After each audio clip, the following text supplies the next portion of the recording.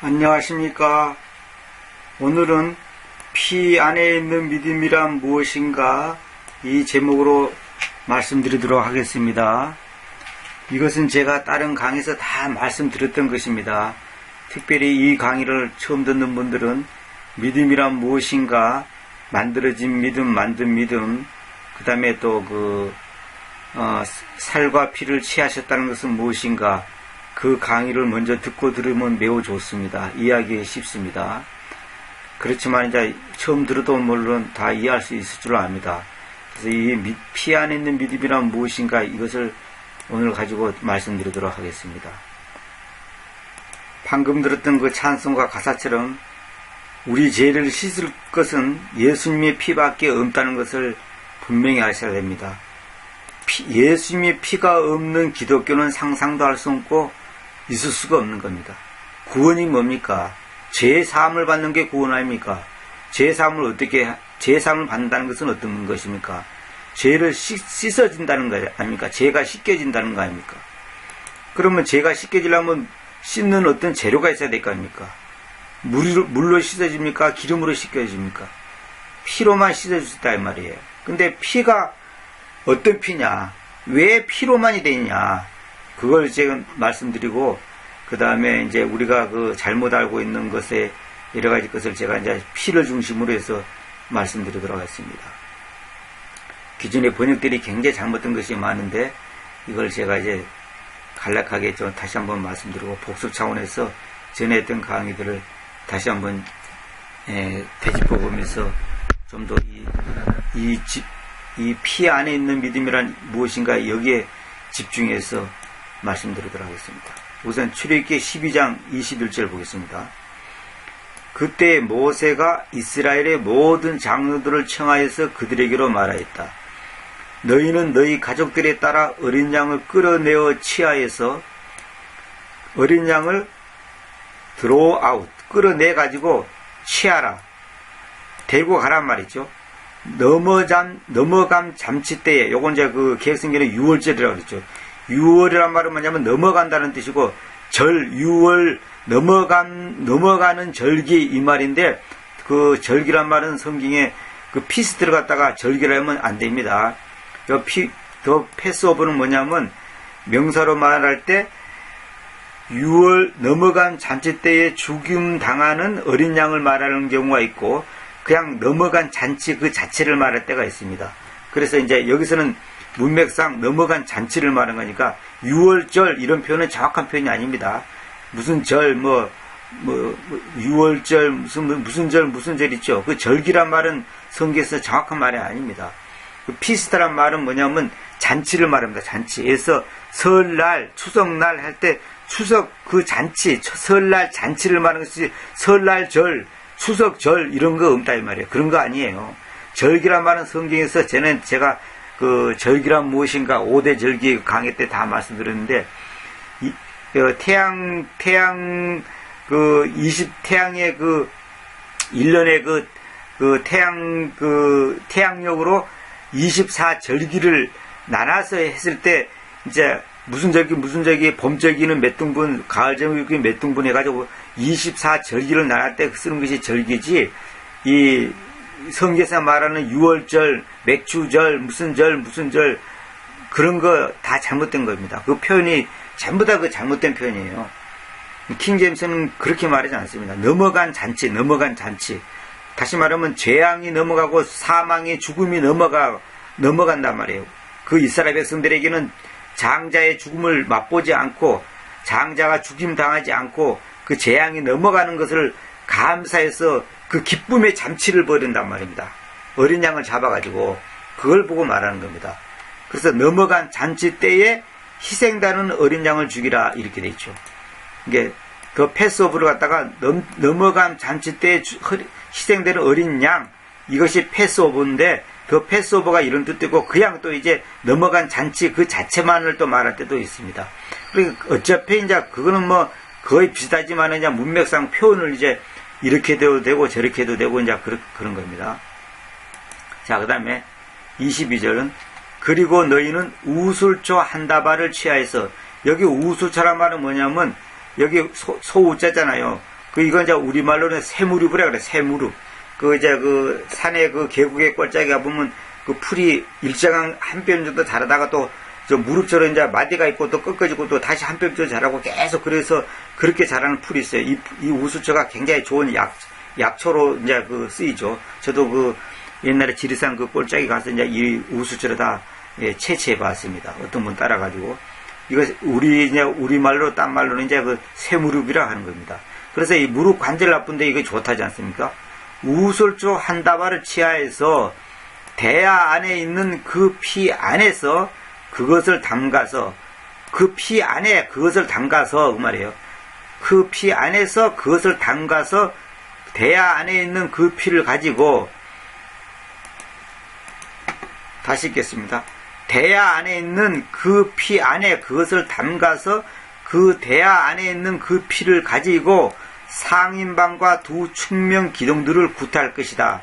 그리고 너희 중에서 한 명도 아침 때까지 자기 집의 출입문에 나가지 말 것이다. 이렇게 돼 있죠. 여기 출입문에란 말은 뭐냐면 여기 에떠도아라 되죠. 에떠도아. 이 에세란 것은 출입문 바로 앞에, 그러니까 출입문의 바로 앞에 절대 나가지 말라는 거예요. 그러니까 출입문 바로 그 근처까지 절대 가지 말라는 거예요. 자, 그 다음에 여기서 여러분들이 이제 생소한 표현이 있습니다. 두 측면 기둥들을 그 피를 가지고 구타라라, 구타. 바르다 하지 않고, 칠하다 하지 않고, 구타하다 그랬죠.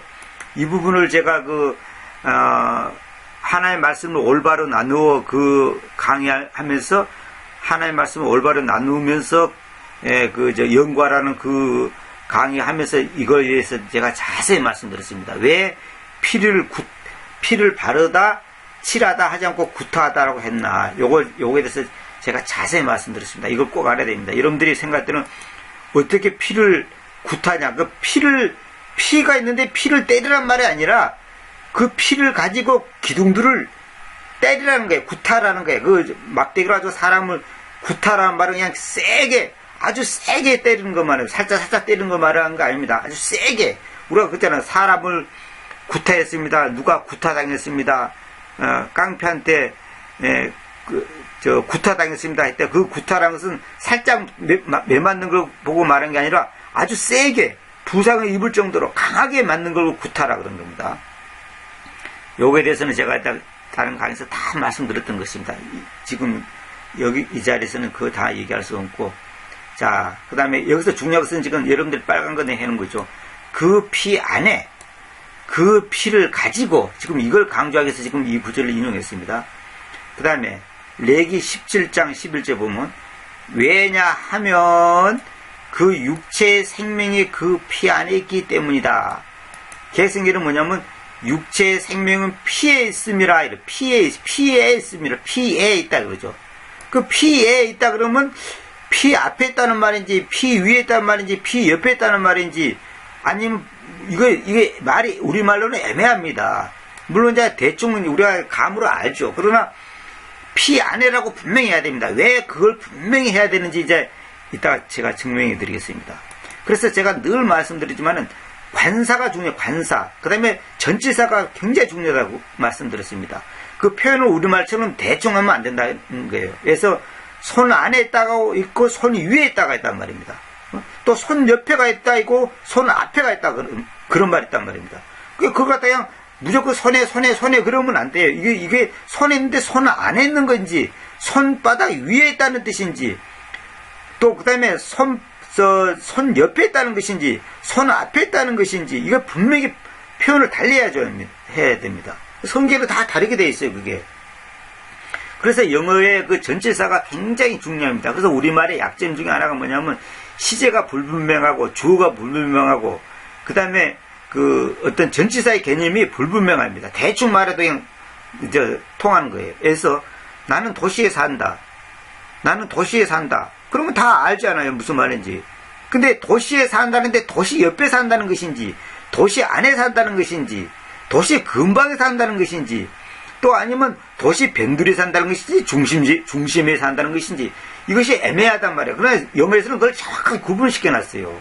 그 도시 한가운데 산다는 것인지, 그냥 도시 안에 산다는 것인지, 아니면 도시 옆에 산다는 것인지, 바로 도시 앞에 산다는 것인지, 바로 도시에 접해가지고 산다는 것인지, 이게 분명하지 않단 말이에요. 그 우리말에는. 근데 영어는 거의 다 구분되어 있어요, 그게.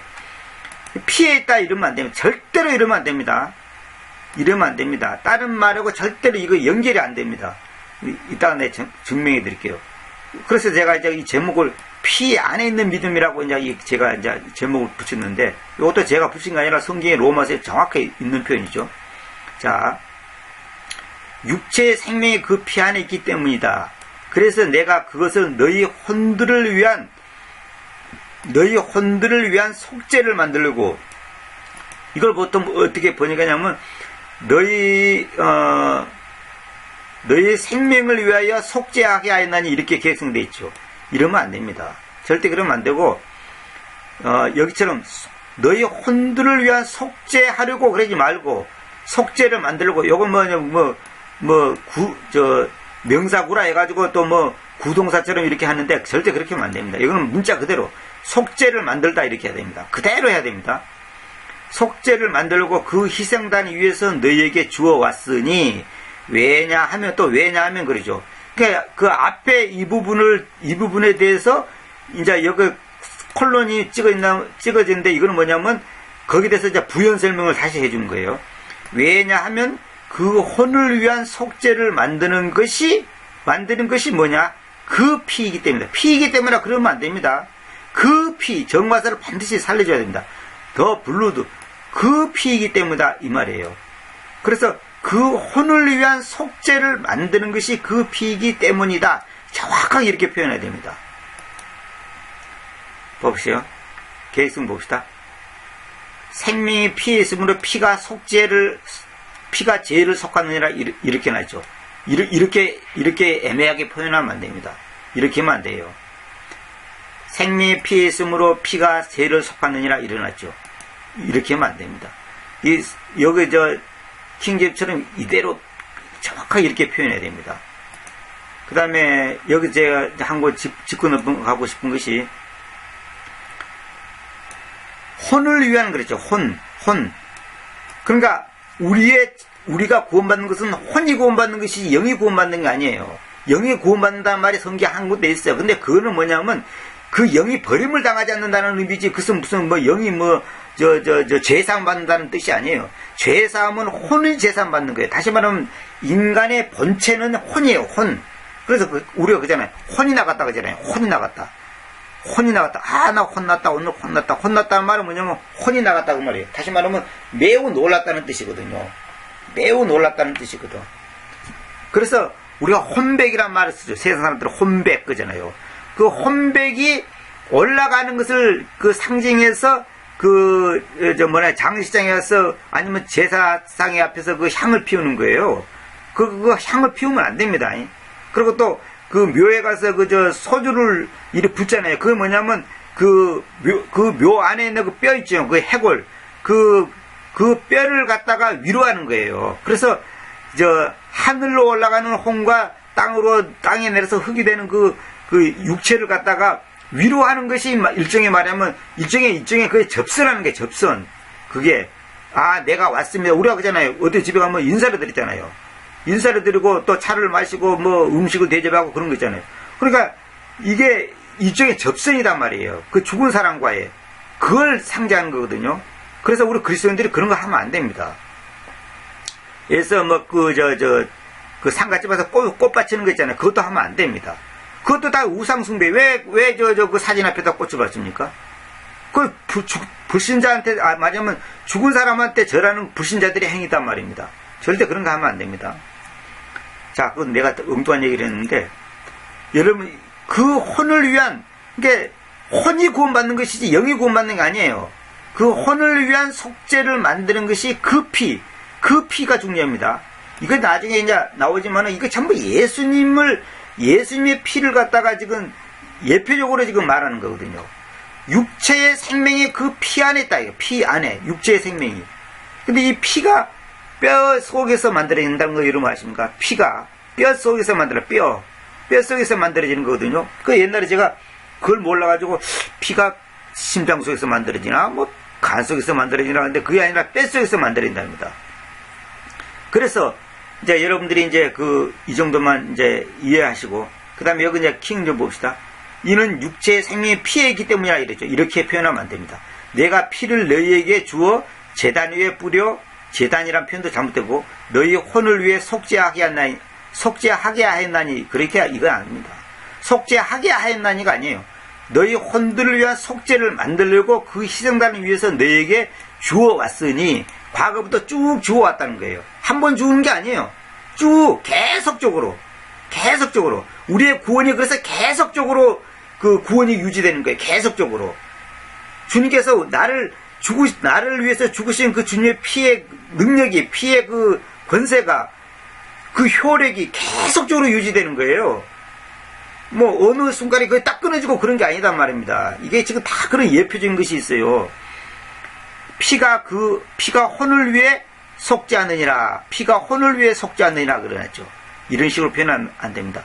그 혼을 위한 속죄를 만드는 것이 그 피이기 때문이다. 이렇게 정확하게 표현해야 됩니다. 자, 뭐 한킹도 이것도 정확하지 않고 이거 전부 다 읽어보면 아시겠지만 이 정확한 표현이 아닙니다. 그냥 피 그러면 안 됩니다. 그 다음에 이제 내가 좀 지나가는 말 한마디 하고 싶은 것은 우리 축복이란 말이죠. 축복, 복이란 말이죠. 복, 블레싱 또 동사는 블레스. 이 블레싱이라는 말이 여기서 나온 말입니다. 이 블루드. 그러니까 피와 상관이 없는 것은 복이 아니에요. 그래서 성경에서 말하는 복이라는 것은 뭐냐면 물질 무슨 뭐 병 고치는 거 그것이 복이 아니고 물론 그것도 이제 우리 인간상으로서는 이제 복이라고 표현할 수 있죠. 근데 그 복의 본질이 뭐냐면 뿌리가 뭐냐면 피입니다. 피. 다시 말하면 생명이란 말입니다. 내가 복을 받았다는 것은 생명을 받았다는 것이에요. 그 생명이 뭐냐? 예수님의 생명. 그리고 그 영성의 책에서 영적인 책을 많이 쓰는 그 사람들 그래 보면 이제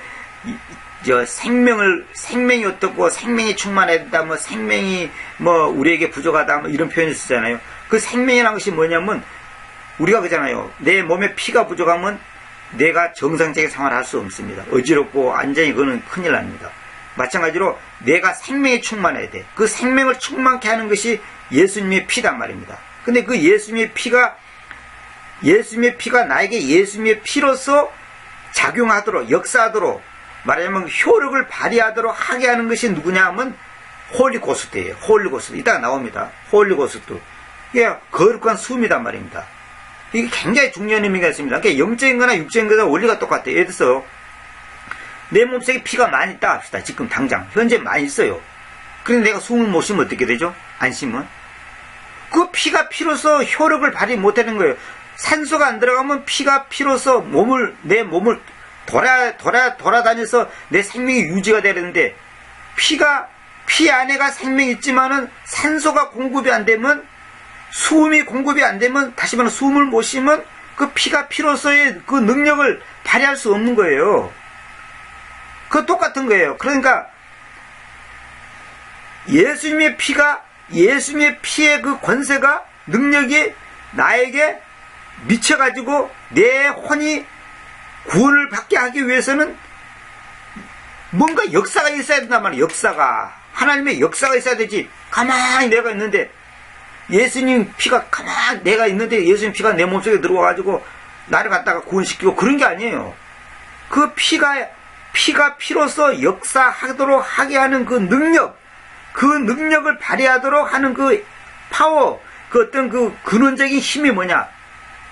소위 개혁성경 표현으로 성령의 역사란 말입니다. 근데 그 성령 역사가 성경에서는 뭐라고 표현하냐면 정확하게 홀리 스피릿을 하지 않고 홀리 고스트라는 말을 써요. 거룩한 숨이란 말을 씁니다. 이따가 나옵니다. 그런데 거룩한 숨이 왜 거룩한 숨이냐? 숨이 역사해야 돼. 하나님의 영이 숨으로써 역사해야 돼. 다시 말하면 우리가 숨 쉬듯이 내게 역사를 해야 한단 말이에요. 지금 내게 역사하는 영이란 말입니다. 내 육체를 통과하는 산소처럼, 내 육체를 통과하는 숨처럼 하나님이 내 육체를 통과해야 돼. 다시 말하면 내게 역사를 한단 말입니다. 오퍼레이션을 해야 돼. 오퍼레이션.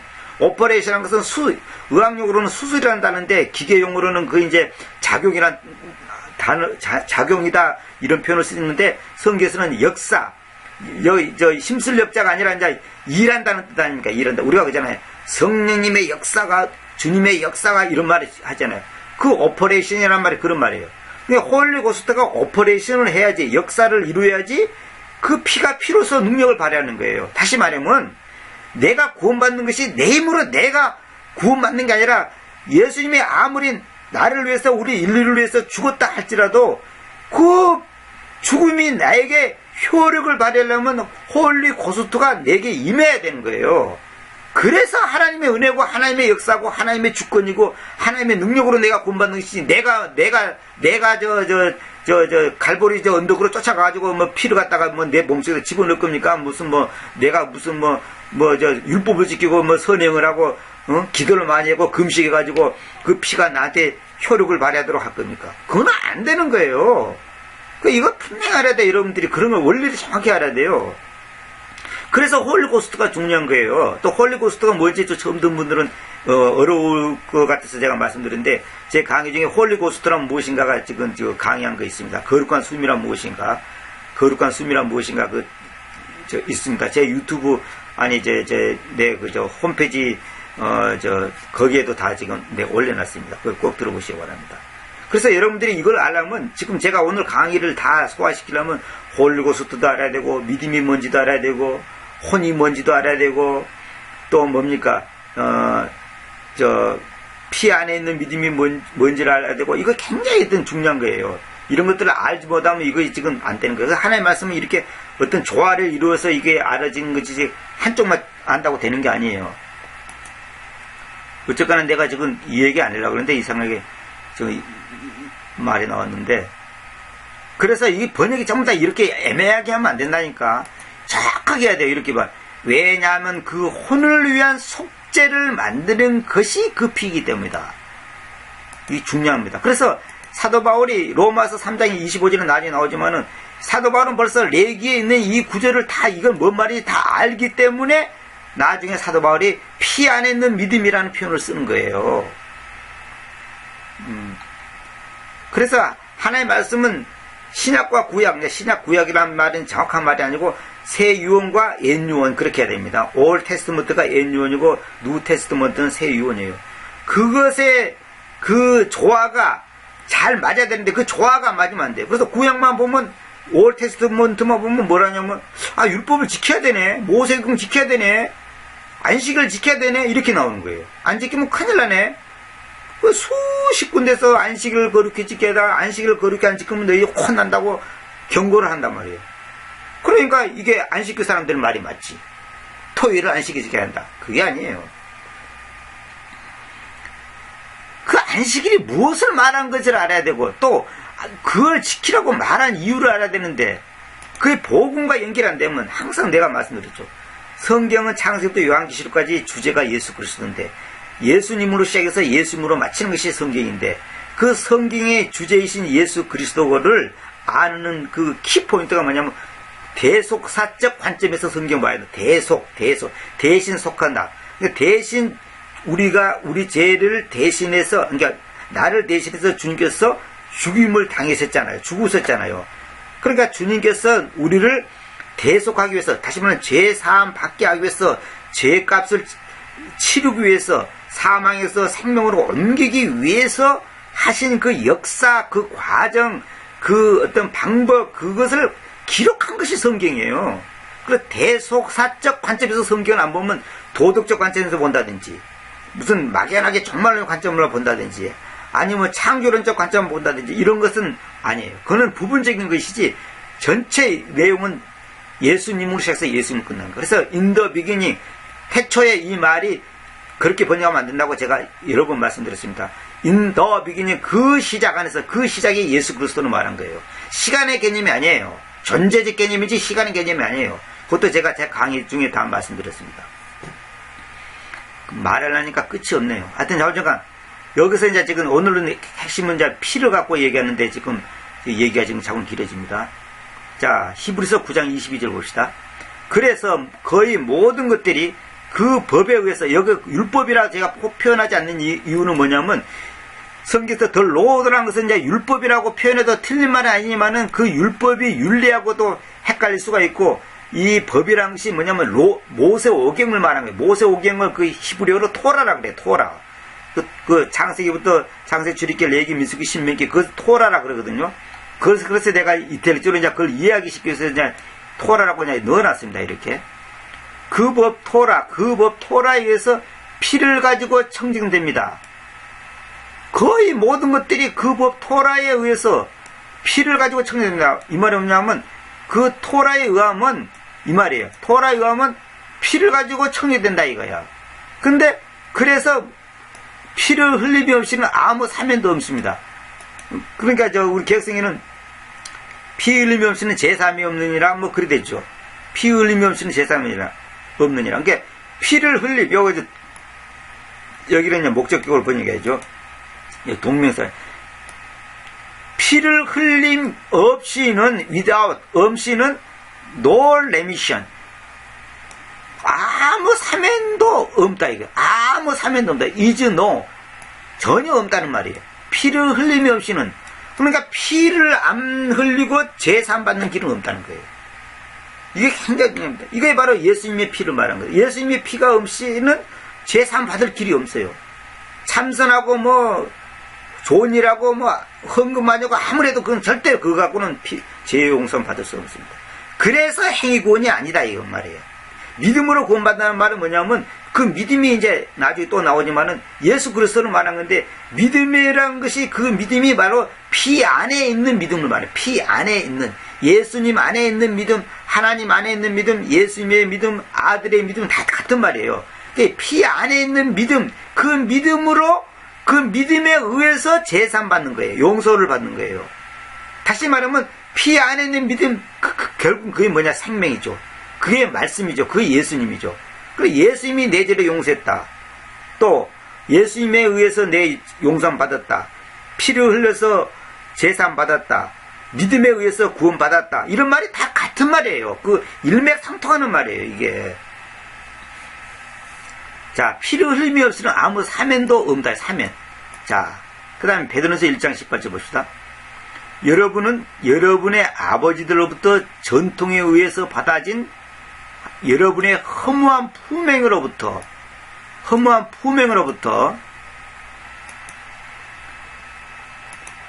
은과 금 같은 부패할 수 있는 것들을 가지고 대속받지 않았으며, 이건 뭐냐면 이 베드로 전서에 기록된 이 말이 이제 베드로가 기록한 거죠. 아버지라는 것은 조상들을 말한 거죠. 아버지들부터 전통에 의해서 계속 그냥 받아왔던 그 어떤 것이 있어요. 근데 그걸 보면 여기서 뭐라냐면 여러분의 허무한 품행이라서 허무한 품행. 이 컨버세이션을 갖다가 저 개혁성계는 옛날에 시민권이라 되는데 절대 그런 말이 아닙니다. 허무한 품행으로부터 은과 금 같은 부패할 수 있는 것들을 가지고 대속받지 않았다는 거예요.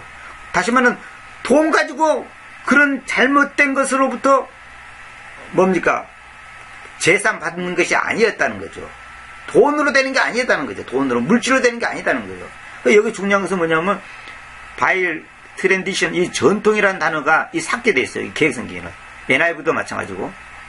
전통에 의해서 이 말, 전통. 이게 중요합니다. 그래서 제가 강의 중에 말씀드렸죠. 사람들은 마귀는 이 전통을 숨기게 했죠. 전통을 섬기게 합니다. 전통. 이게 마귀가 사람을 속이는 것이 몇 가지가 있는데 그 중에 하나가 전통, 그 다음에 철학, 그 다음에 과학입니다. 그건 다 그 성경에 있죠. 전통, 철학, 과학으로 사람을 속인단 말입니다. 그래서 지금 캐톨릭 같은 데는 그 전통을 지키고 있다. 전통.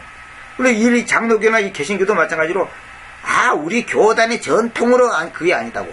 교단의 전통으로 그건 아니라고. 그런 게 아니라 이거 전통으로. 이 전통은 이제 발음을 길게 만들고 전통으로 만들고 전통으로 해야 됩니다. 그래서 제가 전에 산에서 그런 얘기 했죠. 정통이죠. 정통. 발을 정자. 정통 그래야 됩니다. 정통을 바로 알지 못하고 바로 지키지 못하고 바로 분명히 그걸 붙잡지 못하면 전통이 말하자면 대장 노릇을 거예요. 전통이 아니라 전통이 말하자면 정통을 갖다가 무너뜨리는 거예요. 그러니까 정통이 바로 서지 못하면 전통이 정통을 잡아먹는 거예요. 무슨 말인지 알겠죠? 그러나 정통이 바로 서면 전통이 무너지는 거예요. 그러니까 우리는 정통을 지켜야 되고 정통을 따라야 되는데 전통을 따른단 말이에요. 이게 바로 마귀의 속임수단 말이에요. 우리말에 참 애매하죠. 뭡니까? 이응하고 이제 기억, 니은하고 차단 말이에요. 왜 동그라미냐, 전이냐, 정이냐 따라서 완전히 말이 다른 말이에요. 이게 정통과 전통은 완전히 다른 말이에요. 비슷하지요. 이렇게 철자 하나가 잘못돼도 이렇게 의미가 달라진단 말입니다. 그 사람들이 정통을 지키지 않고 전통을 지킨단 말입니다. 이게 지금 마귀의 속임수에 넘어가는 거거든요. 우리 교단은 전통적으로 머리에 수건을 썼다고. 전통적으로 우리 교단은 어쨌다고. 왜 전통을 지키냐 말이야. 정통을 지켜야지. 정통은 하나님의 말씀이고 전통은 사람이 만든 거란 말입니다. 사람이 만든 거. 그러니까 하나님의 말씀보다 사람의 말이 더 위에 서 있으니 이게 비극이라는 거죠. 그래서 정통을 지켜야지 전통을 지키면 안 되는 거예요. 자, 그 다음에 19절. 다만 흠없는 그리고 점없는 어린 양의 피 같은 여기는 이제 그 피가 생각되어 있는 겁니다. 그리스도의 고귀한 피를 가지고 대속받았다는 것을 여러분이 알고 있으므로 그리하십시오. 이래 됐죠. 그러니까 금과 은 같은 부패성을 가지고 대속받는 게 아니고 옛날에 그 잘못된 거 못된 거 그 전통에 의해서 받아진 그 여러분의 허무한 품행 헛된 거 그 잘못된 것들을 돈으로 대속받는 게 아니고 흠없는 그리고 점없는 어린 양의 피 같은 그리스도의 고귀한 피를 가지고 대속받았다는 것을 여러분이 알고 있어야 한다는 거죠. 굉장히 중요한 겁니다. 굉장히 중요한 겁니다. 그리스도의 고귀한 피단 말이에요. 고귀한 피. 소위 말해서 보혈, 그죠? 보혈의 공로 그러잖아. 그 보혈의 공로가 아니라 보혈의 능력이지, 능력. 보혈의 능력을 하고요. 피가 능력이다 말이야. 그 피가 나중에 나오지만은 여기서 예수님의 그리스도의 피가 뭔지 아십니까? 그게 바로 성령님의 씨앗이에요. 성령으로 잉태했다, 영으로 잉태했다, 그 말이 그런 말이에요. 이따가 나옵니다. 이따가 설명하겠지만 내가 이 양 나왔으니까 잠깐 보여드릴게요. 마태복음 1장 18절에 보면 계승기 뭐라 했냐면 성령으로 잉태된 것이 나타났더니 이렇게 해놨죠. 그 한킹도 성령으로 잉태된 것이 해놨죠. 그 다음에 킹음에도 성령님으로 말미암아 아이를 뵌 것이 일어났죠. 근데 킹제에서 뭐라 됐습니까? 그 거룩한 수님에게서 아이와 함께 발견됐다 했어요. 이게 뭔 뜻인지 나중에 내가 설명해 드렸습니다. 그래서 제가 아까도 말씀드렸죠. 피가 피로서 효력을 발휘하려면 뭐 해야 돼요? 거룩한 수님께서 역사를 하셔야지 그 피가 피로서 능력을 발휘하는 것이지. 아니, 내 속에 피가 있다고 해서 산소를 안 마신다면, 다시 말해 숨을 못 쉰다면, 그게 뭐예요? 그거 죽는 거지. 그게 아무 소용없는 거예요. 허다못해 다른 사람의 피를 가했다가 내 폐 속에, 심장 속에, 혈관 속에, 한 드럼을 들어붓는다 하더라도, 하나님의, 숨을 쉬지 못한다면, 호흡을 하지 못한다면, 나는 아무 소용없는 거예요. 나는 죽어버려요. 못 살아요. 내 뱃속에 아무리 내 혈관 속에 피가 많이 있어도 소용없는 거예요. 무슨 말이냐? 예수님이 나를 위해서 피를 흘리시고 죽으셨지만은 성령님이 고력한 숨이 역사하지 않으면 그것이 효력을 발휘 못하는 거예요. 이거 굉장히 중요한 겁니다. 이따가 내가 더 자세히 말씀드릴 건데, 일단은 제가 이제 다시 올라가서, 자, 오늘은 여기까지 하겠습니다. 시간이 많이 갔으니까 딴 얘기하다가 내가 시간이 너무 많았는데, 이제 오늘이 여기까지만 강의했습니다. 그래서 여러분들이 분명한 것은 그리스도의 고귀한 피를 가지고 대속받았다는 것을 여러분이 알고 있으므로 그래야 하냐 이렇게 되어 있습니다. 자, 그러니까 오늘은 지금 서론적인 얘기를 너무 길게 많이 했네요. 자, 이따가 또 다음 시간에 이제 또 히브리서 2장 14절부터 이제 이거 본격적으로 이제 이것도 제가 다 강의했던 것들인데 다시 한번 제가 말씀드리도록 하겠습니다. 네, 감사합니다. 다음 시간에 뵙겠습니다.